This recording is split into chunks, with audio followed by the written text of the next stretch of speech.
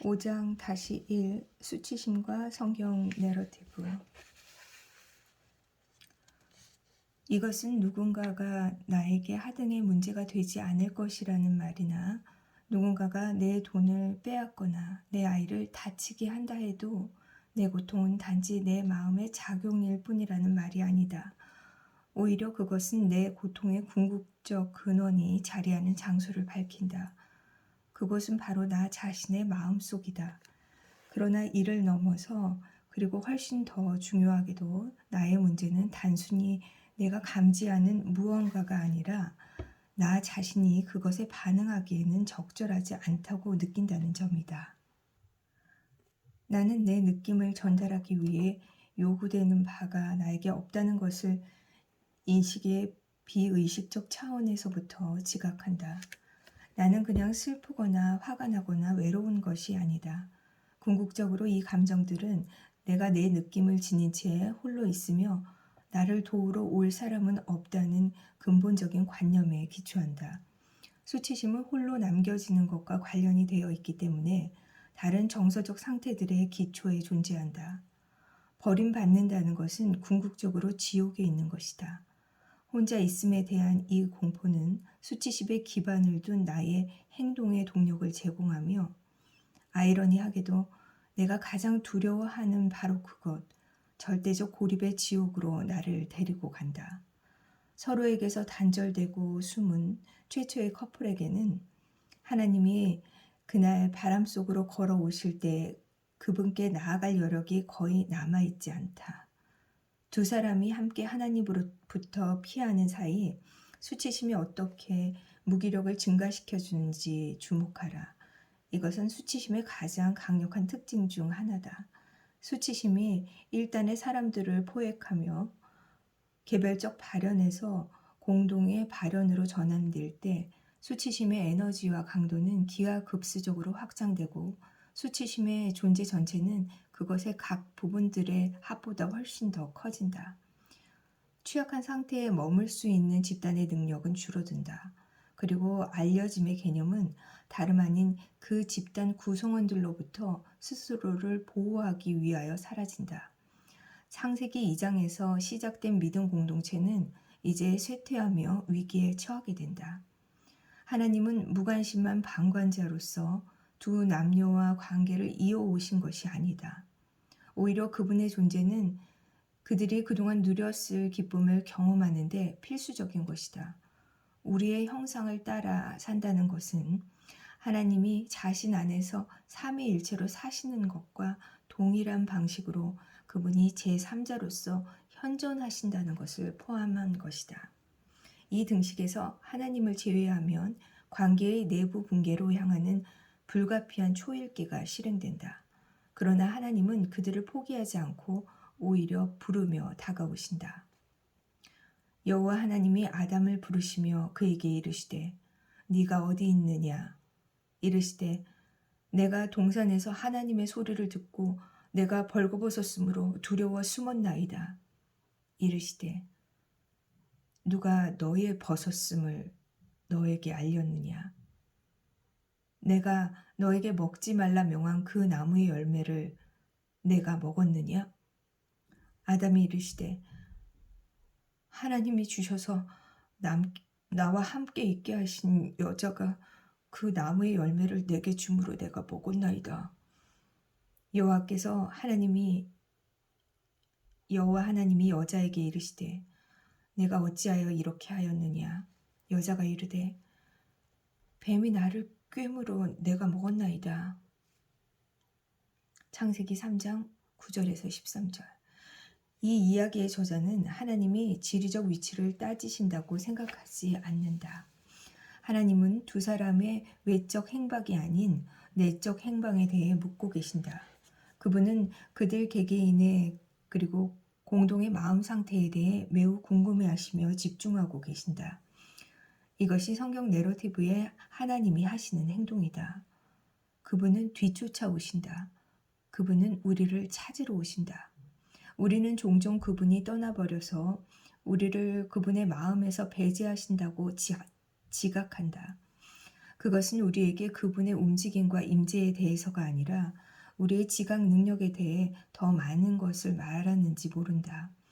이 이야기에서 그분의 움직임은 남자와 여자가 자신의 또 서로의 내적 자아와 신선한 방식으로 조화할 공간을 창조하고 그들이 사랑한다는 것의 본질을 맞이할 기회를 주기 때문이다.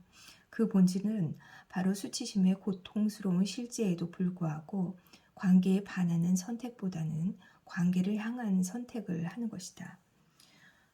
하나님의 물음은 진심에서 우러난 것처럼 보인다. 그 물음이 내가 한 일을 알고 있어. 이제 너는 대가를 치러야 해.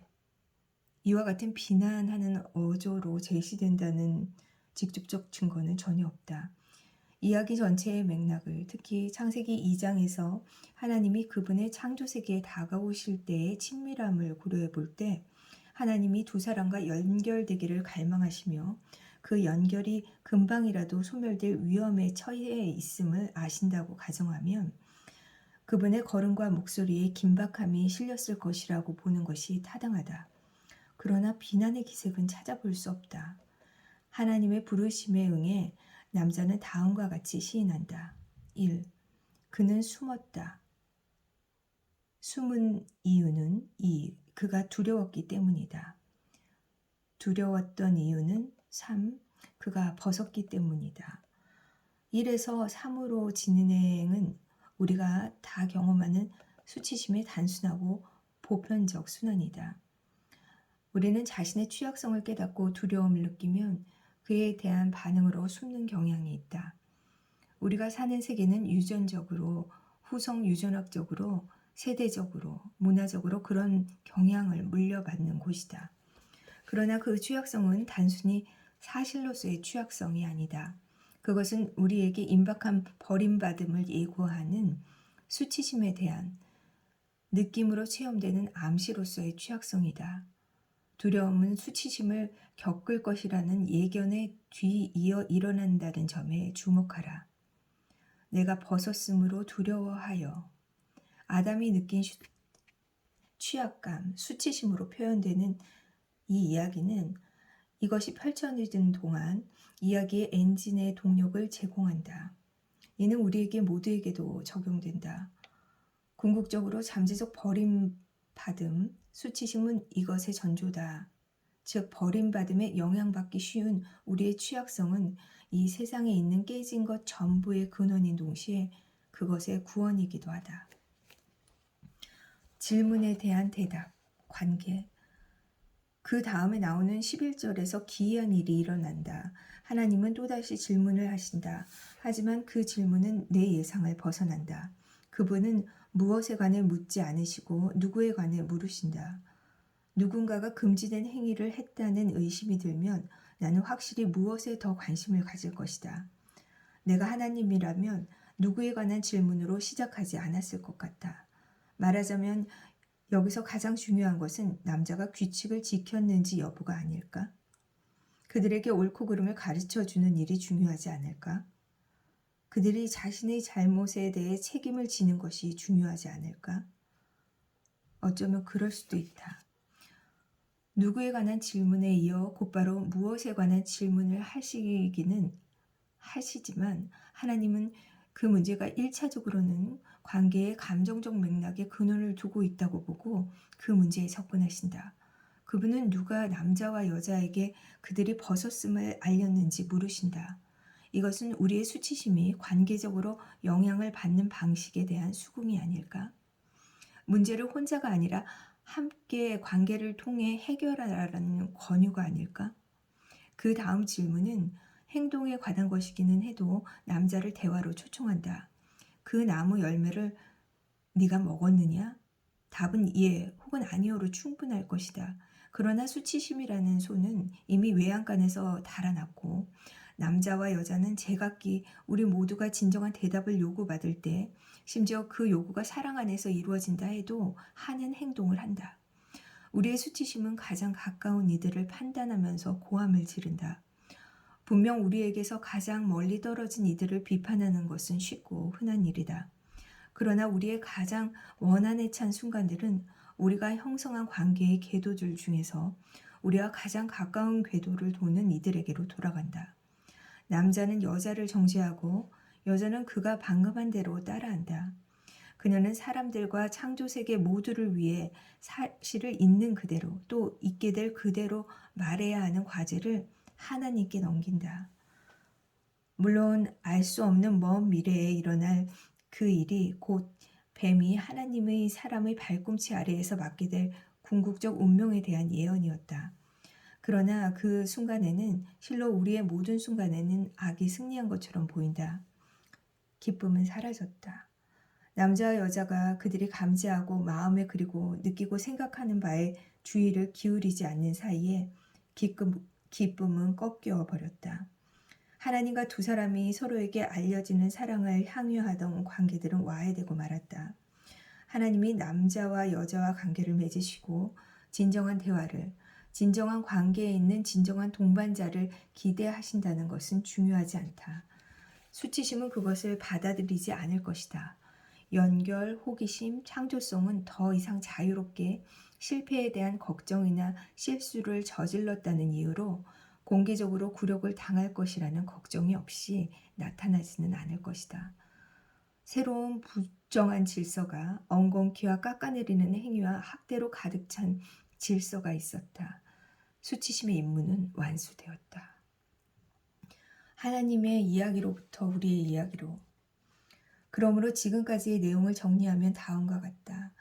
성경 이야기의 첫 부분은 기쁨과 의도를 가지고 창조하시는 하나님, 인간과 관계를 가지시고 인간에 알려지기를 갈망하시는 하나님을 보여준다. 그분은 사람들이 그분이 사시는 대로 살면서 세상을 더 깊이 탐색하고 청지기 역할을 하고 창조하기를 바라신다는 것을 우리는 알게 된다. 이것은 마음의 대인관계 신경생물학적 발달, 관계의 성장에서 주요한 특징이 되는 기쁨의 역할, 연결, 관계의 안정된 기초, 이 연결과 창조성, 호기심과 탐색 사이의 리듬에 대한 우리의 지식에 반영되어 있다. 이 실제들은 성경 이야기의 목적론적 구조를 보여준다. 그것들은 우리 삶의 모든 영역에서 우리 가슴이 첫 번째로 간절히 바라는 것들의 특성이 된다. 하나님의 의도의 뚜렷한 특성은 우리의 경험 전반에 걸쳐 나타난다. 우리는 가정에서, 교회에서, 물론 직장에서도 깊은 연결을 갈망한다. 우리는 비록 의식하고 있지는 않으나 실수하는 것에 대해 걱정하지 않고 새로운 것을 탐색할 수 있기를 열망한다. 우리는 매력이 없거나 재미없거나 흥미를 끌지 못할까봐 염려하지 않고 모임 장소에 들어가고 싶다. 우리는 최고의 대학에 들어가지 못할까봐 걱정해서가 아니라 발견을 갈망해서 학교에 다니며 배우고 싶어 한다. 하지만 성적표에는 내가 부족하다는 것을 상기시켜주는 오점이 하나 더 늘어날 뿐이다. 우리는 자녀가 우리의 기대에 부응하지 못한다는 메시지를 노골적이기는커녕 절제된 방식으로도 전하는 일 없이 성숙을 위한 기회를 제공하는 방식으로 자녀를 양육하고 싶다. 우리는 믿음의 공동체에서 비난의 공포에 맞서 대응하는 태세를 갖추는 일이 인간의 기원, 성, 경제학에 대한 의미 있고 진지한 대화에 참여하고 싶다. 우리는 정치인들이 권력 상실이라는 수치스러운 취약성에 대한 공포에 지배당하기보다는 호기심, 정의, 자비로 다스리기를 갈망한다. 우리는 역사적으로 적대감만을 품었던 집단들이 알려짐을 위한 공간을 평화적으로 창조하고 경멸이라는 핵무기는 대화에서 배제하기를 간절히 바란다. 그러나 악은 다른 계획을 가지고 있으며 수치심을 주된 감정적 지렛대로 사용한다. 이는 단순히 사람을 꿰어 옳지 못한 일을 하도록 하거나 불순종하려게 하는 것은 아니다. 그것이 바로 창세기 이야기에서 인간이 한 일이기는 하지만 악의 수치심을 사용하는 것은 우리를 독보적으로 인간다운 존재로 만들어주는 뇌의 부분들에서 발생하는 것이 아닌 마음의 기능들에 접근하여 관계의 지장을 초래하기 위해서다. 더 정확히 말하자면 그것은 우리가 부주의한 경향을 보이면 전전두피지를 쑥대밭으로 만들 뇌관과 번연계 회로 내부의 체계를 활성화한다. 그것은 고통의 패턴을 만들어내기 위해 가장 가벼운 태도라는 경멸을 활용한다. 우리는 그 고통의 패턴에 반응하여 우리가 더 독립적으로 통제할 수 있다고 믿는 것, 미래에 우리를 아프게 할 위험이 덜한 것을 위해 관계를 포기하는 대처 전략, 우상을 만들어낸다. 불행하게도 이는 예외 없이 고립으로 이어진다. 우리는 자신의 벌거벗은 상태가 탄로나고 이용당할까봐 두려워서 자신과 서로와 하나님으로부터 숨는다. 그리고 타인들과 함께 이야기하는 일에 협력하기가 무서워서 홀로 자기 이야기를 계속 만들어낸다. 이 고립이 필연적으로 도달하는 최종 결과는 지옥이다. 이는 삼위일체 공동체 안에서의 삶이 지닌 우리됨과 함께함에 상반되는 상태다. 그것은 혼자 있는 것이 좋지 않다는 하나님의 지시에 맞서는 반향이다. 수치심의 힘은 우리가 개별적으로 또 공동으로 지닌 암묵기억의 심리적 작용에 깊이 새겨진 그것의 교묘함과 침묵에 있다. 그리고 수치심은 우리가 그것을 시킨 더러운 일을 하는 사이에 어둠 속에 머무는데 아주 만족해한다. 우리의 개별적 수치심이 다양한 공동 표현으로 우후죽순처럼 퍼져나가는 동안 수치심은 스스로를 확장하고 키워가며 그 과정 중에 우리를 집어삼킨다. 우리는 판단과 숨는 행위라는 수치심의 자기 영속적 수단 속에 머물면서 하나님이 예견하신 저주의 예언을 계속 실현한다. 이것이 성경이 전하는 우리의 이야기의 시작이다. 우리 중 많은 이는 여전히 그 이야기 안에 살아간다. 우리는 어떻게 해야 할까? 아이러니하게도 해결책은 수치심이 우리로 하여금 가장 위험하고 위협적인 행동이라고 믿게 하는 바로 그 일을 하는 것이다. 놀랍게도 우리가 방금 읽은 이야기 안에 하나님이 우리에게 길을 보여주시기 위해 하려고 하시는 일의 시작이 이미 존재해 있다.